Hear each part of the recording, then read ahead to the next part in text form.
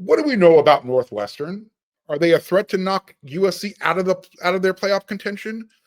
I'm going to ask somebody from the Locked On Network their thoughts on the Wildcats, as well as his thoughts on where is USC in their ascent to the top during the Lincoln Riley era. Plus, we got our Friday rant. We got Craig Shemon back from the Locked On Big Ten Network show. He's here to join us. That's coming up next.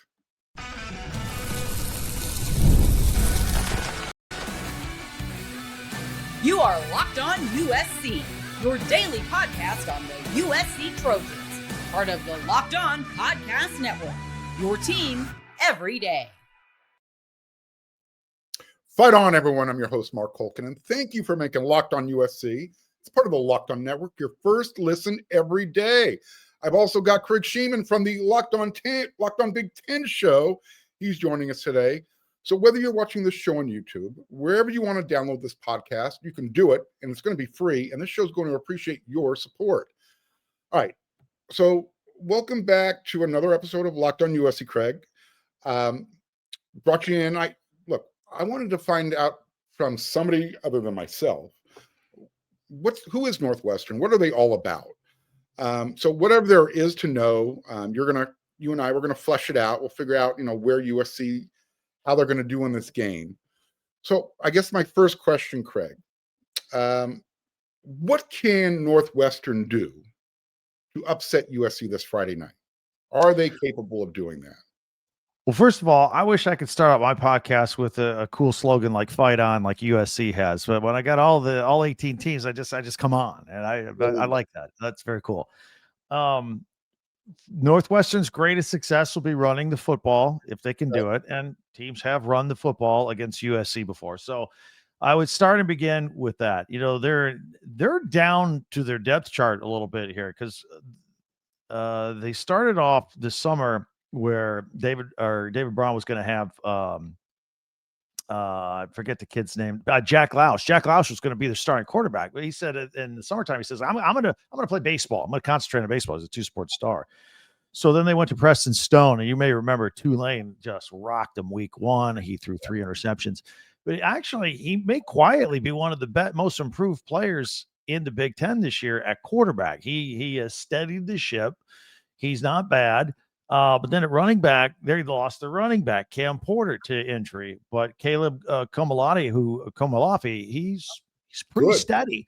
And he's going to be the guy that USC will have to concentrate on and focus all the attention on, because they're not going to throw for 350 yards. They're not going to go toe-to-toe with Maiava throwing, although Maiava was horrible at Nebraska, as you know. But nevertheless, they're not going to get a passing match, but they will run the ball, and USC is susceptible there as well. So if they're going to have any chance, and I don't know that they have a chance going out west to the Coliseum Friday night under the lights, but that would be their chance. That's the thing you got to focus on. Well, 2 things always travel well. Number 1 is defense. Number 2 is a running game. And Northwestern brings both of those. They've got, like you said, they've got a very good running game, but they actually lean in their defense. They're one of the better passing defenses in the country.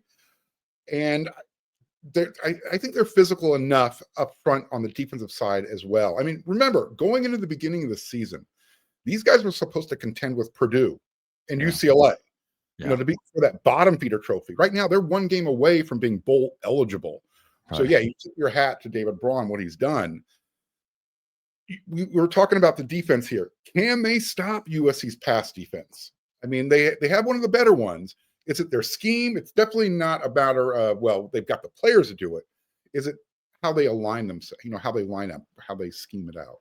Yeah, maybe this is unfair toward Northwestern. I still think that they lack the athletes to keep up with USC's weapons, right? And I think you will be able to throw on them and I think your receivers will get open. I wouldn't worry too much about it. I think USC is gonna throw for some yards in this football game. And let's face it, your running game is pretty good. I mean, are we gonna the King Miller? Are we gonna give this kid a scholarship yet, or is he still walk on? I mean, my goodness. both he and his twin brother, who filled in at right guard last week when Alani Noah went down. So Wait, that's a hot tip. I did not know that. So his twin brother plays offensive line? Yes, he came in as a preferred walk-on as a defensive lineman. They switched him over to the other side of the ball, and he's played quite a bit this year. In fact, I'll just drop this nugget right now because I talked about it on yesterday's episode of Locked on USC. I don't think people really understand how great of a job USC's offensive line coach Zach Hansen has done this year. USC has started 5 different starting offensive lines through 8 games, and they've had 12 different combinations they've had to go through because of these injuries. So you have King Miller, who's a walk-on running back. You have his twin brother Kalen at right guard. And then if you want to throw a third walk-on who's had a significant impact this year, it's USC's kicker.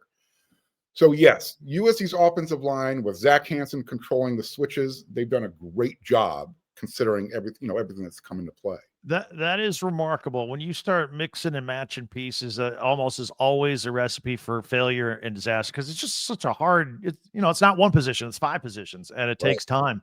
And the fact that you guys have been able to play the way you were, and I'll go back to the Michigan game. I was stunned at how you won that game at the line of scrimmage on both sides of the ball. I mean, Michigan usually doesn't lose that way, and especially USC. You know the reputation, but they did. I thought USC was the tougher team that day.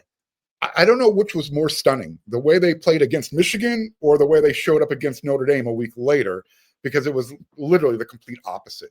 I'm hoping USC's real defense is just somewhere in the middle between those two. Great Michigan, terrible Notre Dame, but good enough to get the job done when called upon. That USC game was against Notre Dame. That game was there to be had. You guys were talented enough to win that. Take away the kick return and a couple turnovers. That game was winnable, and that was regrettable that they didn't come out with a win there. Trust me, Craig. I feel you loud and clear. USC had taken the lead in that game, and I know I'm going down a rabbit hole, but literally right after they took the lead, they gave up a big kickoff return. And it's like, yeah, all right, whatever. Yeah. Getting back to USC Northwestern. Here's the bottom line. I think the game's in LA. You touched on it. USC has too many offensive weapons. I think Northwestern's issue, they'll be able to play and limit USC, but I don't think they can keep up offensively, especially if USC plays defense like they did at home against Michigan. If they bring that type of energy, I'm not saying they're going to shut them out, but like Preston Stone, is he going to throw interceptions, or is he going to be the guy who was there when they were winning the games in between? I think they went on a 4-game winning streak. Yeah, it was.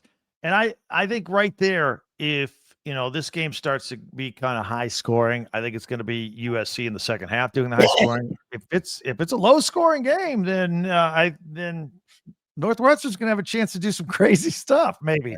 So yeah, I think the higher the scores, the better it is for USC. I'm hoping we see more of option Jayden Maiava than pocket presence Jayden Maiava, like what we saw last week against Nebraska. You talked about it. It wasn't working. Whether it was Jayden just being off, the wide receivers being off, the play calling being a little wonky in the first half. In the second half, they made the adjustment, and you saw his athleticism come to the forefront. And all of a sudden, he was USC's second leading rusher. Yeah. I wouldn't mind seeing that for the rest of the year, especially if Waymon Jordan and Eli Sanders are going to be out due to injury. You can lean into King Miller. You've got Brian Jackson, the power back, and now you've got Jayden Maiava, who is always a threat to throw the ball over your head, but now is a threat to carry the ball too. Yeah, I think it's a good mix right there to make it even more dynamic. But and we've seen all these games with USC where there was the running game, whether the passing game. When you got them both going, that offense they can score with anybody, and then it comes down to, okay, can the defense keep us in it? But I think having a little more dynamic there out of Maiava would be very helpful this week. Absolutely. And it makes the defense have to adjust, because everybody comes in thinking, all right, you got Mekhi Lemon on one side, you got Jacoby Lane on the other, you got a couple tight ends in the middle. Well, guess what? Now you got another option that you have to be concerned about. So hopefully over the course of these last 4 games, we see the entire playbook just open up. And this is the home stretch for USC. They still have everything in front of them if they do their job. And we're going to talk about that coming up in the next segment. Plus, we got our Friday rant at the end of the show. That's coming up next.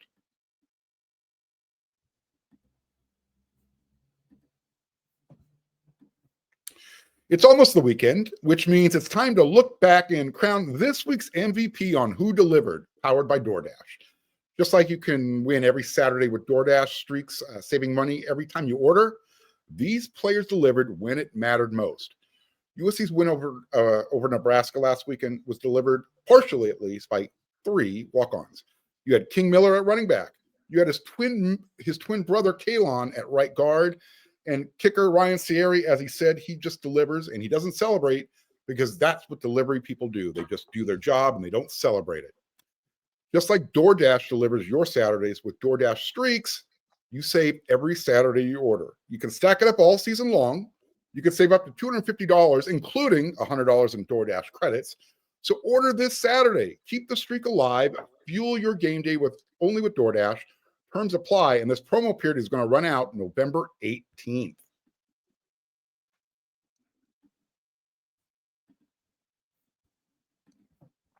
Okay, Craig, I know you've been preoccupied with Indiana and their 15 minutes of fame. That's your team. Just kidding. Honestly, I'll be honest with you. I'm really impressed with how quickly Kurt Cignetti has turned that program around. I mean, they're no longer a basketball school. They're playing football. And that's right. For those don't know, I'm an alum at Indiana, and I'm having a lot of fun just running my mouth. It is great to be a football school. I never thought I would say that. I'll tell you what, I am so looking forward to that Indiana-Ohio State game because I find that intriguing. I think it's going to be a really good game. I'm not saying who's going to win. It's still down the line a little bit, but we're going to talk about USC right now. So, all right. What have you seen from USC this season? In other words, what's impressed you and what's disappointed you? I'll tell you what's disappointed me. I'm not telling you anything new. You're going to rue the day when we're adding up wins at the end of the season and rankings. That Illinois game is the one you're going to go, darn it. You came storming back, had the lead, and then lost it at the end. And you're going to want that one extra win because and we'll talk about this in our rant a little bit in the next segment. But okay. I mean, we got a lot of ranked Big Ten teams that they're so far back. I don't know if we're going to get any fourth one in there. You know what I'm saying? So we'll talk about that later. But as far as USC goes, this weekend, you've got to be the biggest Oregon Duck fans on earth because if Iowa wins that game, all right, what's going to happen? Iowa's going to move up from 20th to maybe 15, 14. Oregon will fall from 9 to 14 or 15. And now you're looking at who USC's got to beat down the stretch to make that big jump from 19 and get in. You got to get in the top 10. You can't get in the top 12 because Notre Dame and perhaps a Memphis are going to take 2 of those spots. So you got to root like heck for the Oregon Ducks this weekend against Iowa, I think. Well, I was going to ask you about this. So for me, I don't care who wins. Honestly, I don't care who wins that game as long as they just beat the crap out of each other because USC plays Iowa next week at the Coliseum. So USC can still get that, win over a ranked team at home and then go on the road and hopefully do the same to Oregon. So I guess from that perspective, does it matter which one is ranked higher when USC plays them? Well, I just think if Oregon wins this week, they stay in the top 10. And then if USC beats them, you're beating a top 10 team and you can really jump. If Iowa wins this week and both Oregon and Iowa are kind of in the middle of the teens and you beat them, I don't know you get as much of a reward, a kickback, and move into the top 10 if you're USC. That's why I think you got to have Oregon hold their ground as a top 10 team and beat Iowa this. And then you'll get credit for beating 2 ranked teams, including a top 10 Oregon team. And that's USC's path to get into the playoffs. That's how I see it. See, I'm more simple-minded than you are. I look at it as, you know what, USC still has that cachet. They still have the name brand. And that they do end up, winning their game against Northwestern, beating Iowa, then going up to Eugene, and assuming USC wins the crosstown showdown against UCLA, I think USC 10-2 still gets in. I know they're ranked number 19 in the initial playoff poll, but you finish off the year going 10-2, don't you start giving them a little bit more benefit of the doubt, especially when you take into consideration all of their injuries, the last second loss to Illinois, and to a lesser extent, the way they lost at Notre Dame, if they're a top 10 team as well. Yeah, I think if a team is 10-2 in the Big Ten, they've got to get in the playoffs. I agree. No matter how you get there. So your theory would work under that. And apparently we get credit for being close for ranked losses. So I don't know, maybe Notre Dame lost. Maybe that doesn't hurt you as much. I don't know. I can't figure this committee out, and it's only been 1 week. But the path is there. I think for USC, the path is there for Oregon. It's there for Iowa. I don't think it's there for Washington. I don't see any way they leapfrog anybody and get into the playoffs. They should just be happy they're ranked. But I'm always looking for that fourth playoff team. I'm hoping for 4. We get 4 playoff teams in the Big Ten. Well, let's assume Ohio State's in. Let's assume Indiana's in, regardless of what happens in that contest when they play each other. Now you got Oregon, which I think is right now slotted number 3. Mm-hmm. That 4th spot is wide open. And I think it's going to be between USC and Iowa. That's just, me. Will they get 4 teams in? I don't know. Like you said, the polling this year has been really weird. I have not been able to make heads or tails of it. I mean, look how high they've got BYU. Why? What's their street cred? They beat Utah? Great question. It's a great, those Big 12 teams. That's a great question. I don't know why they're ranked higher than our. Yeah, I don't know why they're ranked higher than our second tier teams in the Big Ten, who are all clustered around 20. I have not been able to figure that out. I have no idea. I'll throw another one out at you. Okay. It's the straightest path. I'm not saying it's the easiest, but if Michigan runs the table, they're in. They'll finish 10-2 with a win against number 1 Ohio State. If they do that, I mean, the end of the table's number 1 Ohio State. So we're getting 5 teams, is what you're saying. I bring it on, man. Let's get them all in. I'm all for it. I'm telling you right now, USC fans will burn the city down if Michigan is number 12 and USC is number 13, especially with that head-to-head matchup win. Well, you're right, and I think that head-to-head needs to matter, and it usually does. Although there have been years past with Alabama and Texas and Georgia, and you can't figure these things out. There have been weird things happen with that selection show on that last weekend. I also like the little sleight of hand where it's not the strength of schedule anymore; it's strength of record. You see how they moved that goalpost just a little bit? Record metrics, I believe, is the official phrase, right? Yeah, it's almost like they're looking for reasons to make sure the SEC stays relevant. Because, we beat a ranked team in the SEC, and Steve Sarkisian, I don't know how he said it with a straight face, saying that a 3-loss team deserves to be in. I was like, are you talking about the 12-team field or the 16-team field? The SEC has been begging to get 3-loss teams in. They just, I'll save it for my rant later on. But there's another thing in your favor.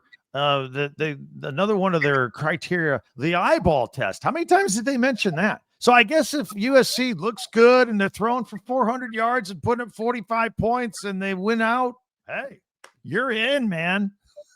Look, if Texas has to rely on Vanderbilt, if that's their, great win, you haven't had a good season. So I agree. That's all. That's all I'm going to say with that. I'm not going to comment on it. But yeah, I see the path for USC making the playoffs. Obviously, they got to win all 4 games.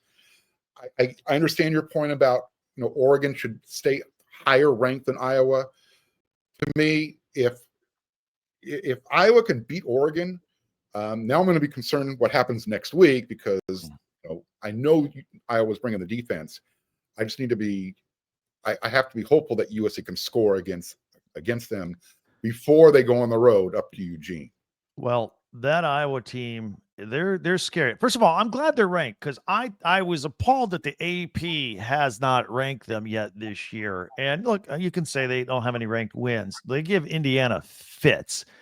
And most of America can't name 3 people on the Iowa Hawkeye football team, but I've seen them the Minnesota game. It was Minnesota hadn't given up a touchdown in 6 quarters, and they go there and play them. And Iowa in the first half had a rushing touchdown, a passing touchdown, a punt return for a touchdown, and a pick 6 scored on the defense. That's how they beat you. And this is different than 2 years ago, Iowa, that won all their games by a 10-2 score. They're scoring 35, 38, 39 points a game when they're doing it too. So they're quietly very impressive. They, like I said, they have my attention. And when I don't know who anybody on your team is, but you have my attention, you're doing something right.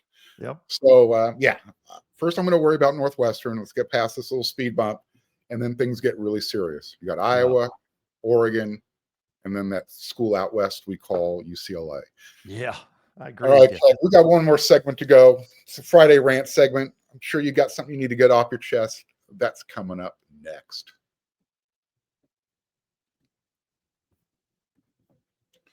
When the opening whistle blows on a new repair, get your crew moving forward with SupplyHouse. Order today, and you'll see parts on your doorstep tomorrow.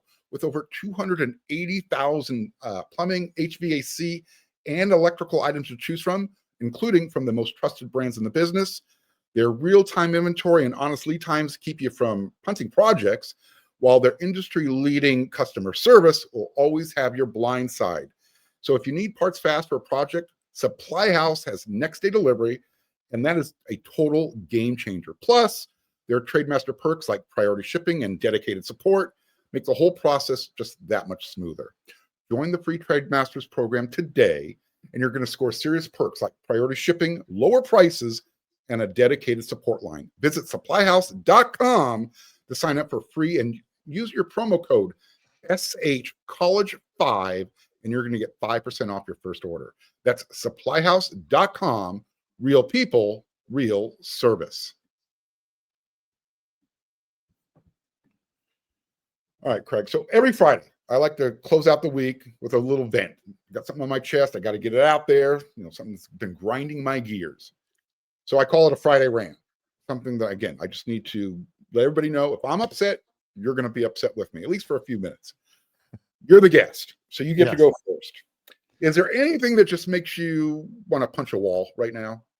Yeah, it's the SEC. I am sick of it. Like, I have a radio show in addition to my podcast, and my producer's a diehard SEC person, and they refuse to acknowledge that the Big Ten has won the last 2 national championships. They think we're a super top-heavy league, and when the rankings come out and back that up, that grinds my gears. I am upset that we have USC and Michigan and Washington and Iowa all bunched in the back half, while the SEC takes up all the good middle rankings where they talking about getting 5 and if this happens, we're gonna get 6 teams into the playoffs. That grinds my gears. It's look, the Big Ten is nothing to shy away from. They're every bit as good as the SEC. I'd argue they're better. Again, the 2 national championships, and then all the head-to-head SEC versus Big Ten last year in the bowl games and the playoffs. Who won all those games? The Big Ten. So yeah, every time I see any kind of SEC bias or the Paul Feinbaums of the world that refuse to acknowledge the greatness of the Big Ten, or that they can even be mentioned in the same breath as the SEC, that's what grinds my gears. And I'm a little unhappy with these ratings that came out this week because it doesn't help the Big Ten very much. And I hope a bunch of teams just get on a roll and run the table. I'm with you on that 100%. I've been, before I got into this side of the business, diehard USC fan, obviously. But it's almost like these guys are handed the same manifesto year after year after year. Read these talking points, stick to these talking points, and doesn't matter what anybody else says, SEC is the best. Clap, clap, clap.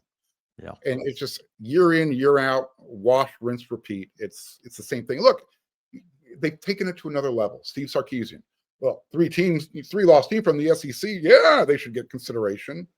No, they shouldn't. Yeah. I think you're off your meds, Steve. All right, so I usually have something to talk about, and it usually has to do with airplane travel. This time, went out to Lincoln, Nebraska.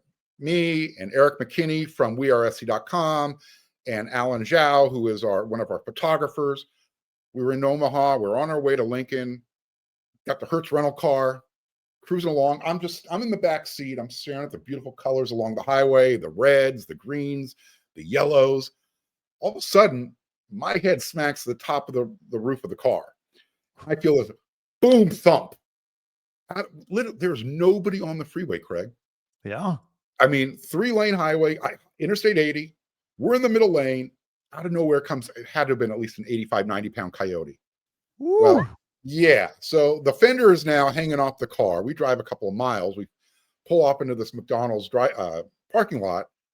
I'm thinking, all right, we still got 40 more miles to go. Yeah. We call up Hertz. Hey, what's the deal? What do we do? Well, we can do two things for you. We can send a tow truck out there and we can bring you back and we can put you in a new car and we can send you on your way. Or our other option was Uber Lyft.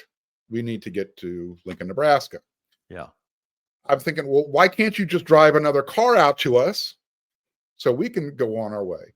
Well, we can, but we don't know how long it'll be, how long it'll take to get there. Yeah. That's great customer service. I hope you can sense the sarcasm. So yeah, I love nature. I love animals. I love the Midwest scenery this time of year during the fall. Yeah. I do not appreciate rental car companies that treat their customers like crap. And I think the bump on my head has finally gone away. Wow. Unfortunately, the coyote doesn't live to tell another day or story, but it is what it is. Yeah, coyotes, stay in your own lane. Don't growing up in the Midwest, I frequently hear stories about deer. And by the way, there's more damage to your car than the deer in a lot of those cases. I've never heard of a coyote yet, so that's a new one for me. It was crazy. In fact, when we finally got there, was tweeting it out, talking about what was happening. One of my followers said, "Hey, I actually saw that coyote on the side of the road." It's like, oh no. So I'm an animal lover, so I hate the fact that it probably suffered a little bit. Yeah. But bottom line, stay off the road. Get out of our way, right? Stay in your lane. Yeah, stay in your lane. And had it been a deer, I don't know if this Nissan survives. It was a Sentra. Yeah, so, like you got bumped. Yeah, literally. So we actually got an update from Hertz when they finally picked up the car. Yeah. We were literally into the first quarter of the game. That's how long it would have taken them to come out. Wow. Well, so that was something. Hey, how was that atmosphere with the blackout there at Lincoln? It looked good on TV. If you want to give me a second rant, there you go. I loved that blackout. I loved the energy. I loved the vibe. And the reason I'm saying, if you want to hear me rant, I would love to see USC do that in their Coliseum one time. I'm not talking about a blackout. Their color isn't black. Right. We're Cardinal. We're gold. But Yeah. fill your stadium, show up and do it because you were asked to do it. Yeah. It's one thing. Nebraska will always have my respect. Their fans show up, win or lose. 409, 410 straight sellouts. Let's be honest. They haven't had a great. When was the last time they were good? It's been a while. Decades. Yeah. It's been a while. But that gold would pop if you did that at USC at the Coliseum. I'm telling you. Can you imagine the Coliseum, every other section, Cardinal gold, Cardinal gold, Cardinal. Oh, we're going to stripe it? Oh, that would be fantastic. Dude, I don't know how we make it happen, but Trojan fans, you show up when USC wins, start showing up when they're trying to win. Yeah. Because you literally can be that 12th man sometimes in certain games. Yeah. It happens. It's a real thing. So, all right, there's my other rant for the show. Very good. Craig, I want to thank you so much for coming on. Also, I want to thank everyone for making Locked On USC your first listen every day. For your second listen, this dude right here. Go check him out on the Locked On Big Ten show. Craig, he's going to break down everything in college football, from the rivalries to the championships games to everything that's going on. So you can find the Locked On Big Ten show on YouTube or wherever you listen to your podcast. It's part of the Locked On Podcast Network. Your team every day. Do not forget that. It's a really good show. Thanks, Mark. Greg, anything else you want to remind our viewers about? I always go live on Saturdays after the big game, so for immediate reaction. But I'm going to do it twice this weekend. I'm going to do it after the Indiana-Penn State game to see if Indiana goes 10-0, and I'm going to do it after the Oregon game against Iowa and set the table for that, recap the entire Big Ten. And I'm not trying to talk into existence, but first of all, I don't think anybody thought Penn State would be 0-5 at this point of the season in conference. No. What happens to you and maybe even a Josh Goins if somehow or another Penn State pulls off that upset? I might tune in for your instant reaction just to see that happen.